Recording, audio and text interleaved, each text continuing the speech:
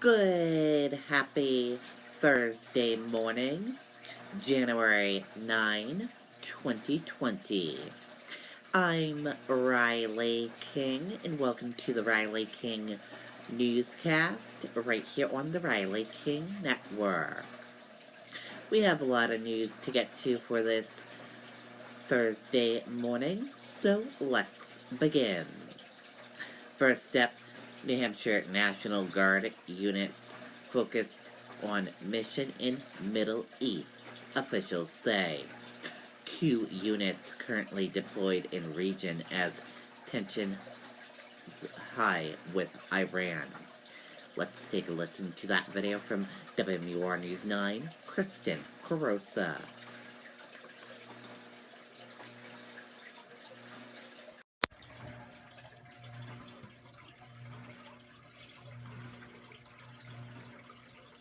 This economy is not working for most of us. There is not one county in the United States of America where someone working full-time at the minimum wage can afford a 2-bedroom apartment. The biggest problem in our economy is simple. People are not getting paid enough.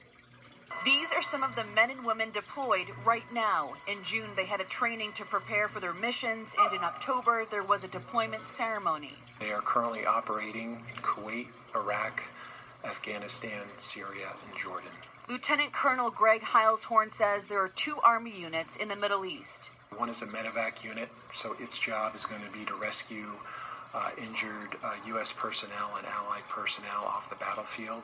The other is a smaller unit in charge of surveillance and intelligence. Anytime you have an event like this, it's a reminder to all of us, especially to our public, that their National Guard is engaged not just here at home, but overseas as well. We've gotten kind of the all okay from them, and we'll kind of maintain constant communication with them, as well as their families here, to make sure that everyone understands that they're safe, they're doing well, and we'll keep an eye on kind of the general escalation or de-escalation of relationships or escalation of potential incidents as we move forward, especially in the short term. Last night, the Guard posted an update to social media, and immediately notes were sent back. That support means a lot to the men and women overseas and to their families. To know that the public and our communities have our back means everything. Yeah, it certainly does. Right now, there are no other deployments scheduled. Live in the newsroom, Kristen Carosa, WMUR News 9. Okay, and there you go on that video and that report.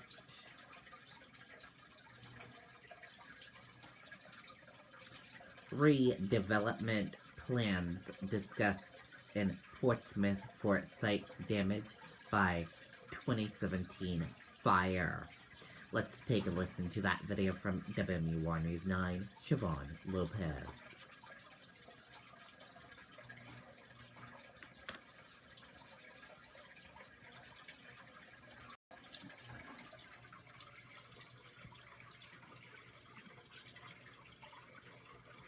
This economy is not working for most of us. There is not one county in the United States of America where someone working full-time at the minimum wage can afford a 2-bedroom apartment. The biggest problem in our economy is simple. People are not getting paid enough. Well, the future of that site was discussed at an historic district commission meeting tonight here at Portsmouth City Hall. That devastating fire you mentioned happened back in April of 2017. It tore through 3 buildings, 2 of which burned to the ground. Developers originally wanted to tear down the structure known as the Times Building, but the HDC denied that request. Tonight, the commission commended the architect's plans to redesign that building. They say the renderings for the new construction are on the right track, but some taking issue with windows being too small or the design and light coloring of the gables making the building appear too tall. I'd like not to keep beating my head against the wall if this path isn't the one to go with. So if we're talking about window changes, I have no problem coming back. Color changes to help render it. We can look at that corner and the other things that we talked about.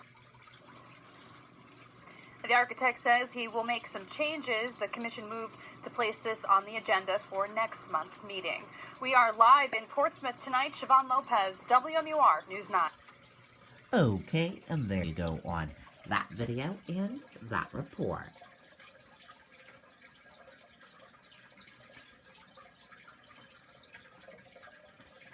Manchester police investigating armed robbery at Spruce Street convenience store. Let's take a listen to that video from WR News 9.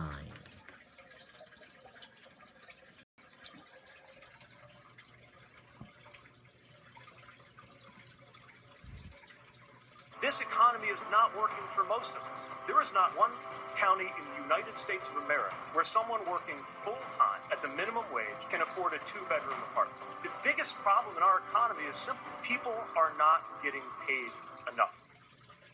And tonight we do have another armed robbery in Manchester to tell you about. Police say a man wearing a red hat and gray hoodie walked into the Mr. Market convenience store on Spruce Street around 8:15 tonight, showed the clerk a gun, demanded money.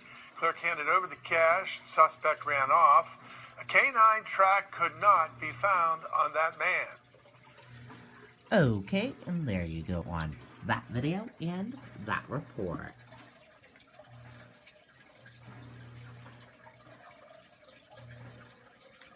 "45 states nationwide, including New Hampshire, reporting widespread flu activity."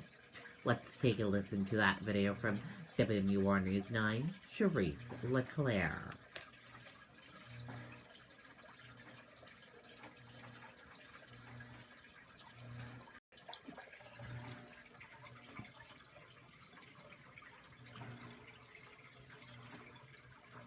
Life's a journey.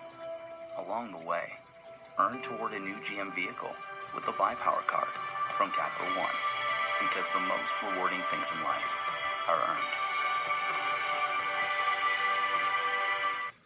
The flu is now widespread in 45 states across the country. The CDC reporting this year's flu season could be one of the worst in decades. We're seeing activity across the state, pretty evenly distributed across the state. This map from the Department of Health and Human Services showing acute respiratory illness activity, which includes the flu, is high at the Seacoast and elevated in Coos, Grafton, Sullivan, and Hillsborough counties. Nationally, at least 2,900 people have died from influenza so far this season. The CDC estimates there have been at least 6.4 million flu illnesses and 55,000 hospitalizations. No deaths have been identified here in New Hampshire so far this season, but medical professionals are noticing an increase in cases. Pretty much daily now we're seeing cases of the flu. Mostly we're seeing flu B. As far as the strain goes, we're seeing more of that this year. That's the case nationally as well.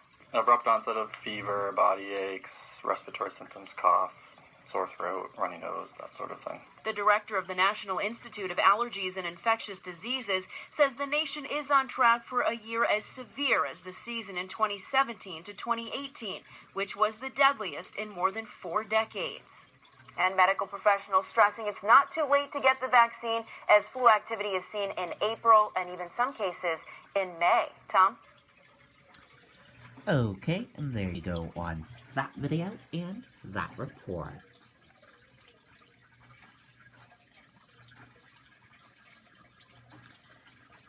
State Democrats focus on high priority bills as legislation ravines. Lawmakers consider gun waiting periods and voting rights. Let's take a listen to that video from WR News 9, Adam Sexton.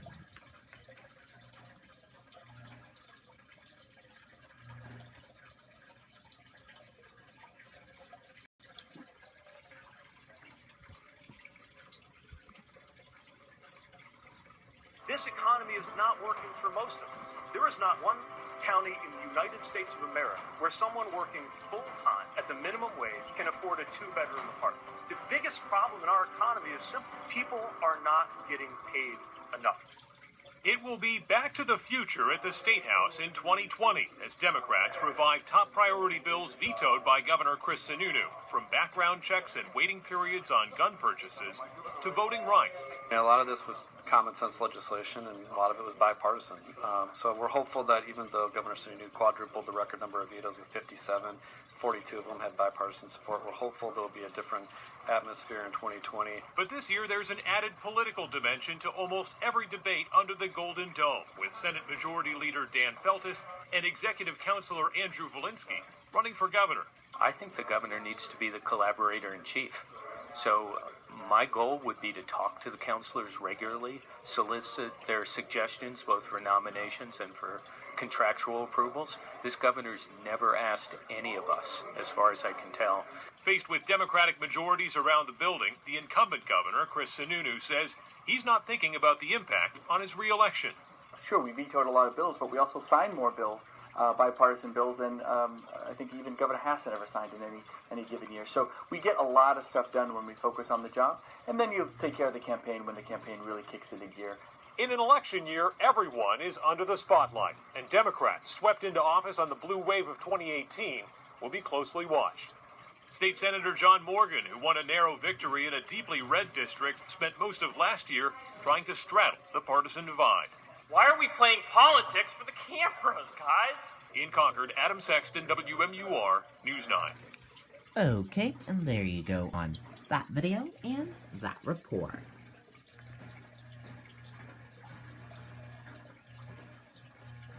And now let's take a look at your 2020 New Hampshire candidate tracker for today, January 9th, 2020. We have a bunch of candidates in New Hampshire today. And here is that list of your 2020 New Hampshire candidate tracker for today. The first candidate we're talking about, Kelsey Gabbard. She has one event today in New Hampshire, attending college convention at Doubletree Hotel in Manchester, New Hampshire at 9 o'clock a.m. Deval Patrick has two events today in New Hampshire. His first event, visit the Kendall Senior Center in Hanover, New Hampshire at 2:30 p.m. And his second event, conversation with Milford Democrats at Ukraine Universalist Church in Milford, New Hampshire at 6:30 p.m. Tom Steyer has three events today in New Hampshire. His first event, speaking at New England College Convention at Doubletree by Hilton in Manchester, New Hampshire at 11 o'clock a.m. His second event, speaking at Presidential Candidate Forum on the health and growth of the U.S. economy at the Lakes Region Community College in Laconia, New Hampshire at 1:15 p.m. And then his third event, attending House Party in Concord, New Hampshire at 6:30 p.m. Andrew Yang, he has three events today in New Hampshire. His first event, Town Hall at White Birch Catering and Banquet Hall in Hudson, New Hampshire at 8 a.m. His second event, Climate Forum at Durham Ukraine Church in Durham, New Hampshire at 5:30 p.m. And his third event, Town Hall at South Church in Portsmouth, New Hampshire at 7:30 p.m. Those are all the candidates in New Hampshire today. And if you want to see that list, it's on the Riley King Network Facebook page. U.S. futures point to a higher open. U.S. stock index were higher Thursday morning. Puerto Rico races to restore power after earthquake. Let's take a listen to that video from ABC News.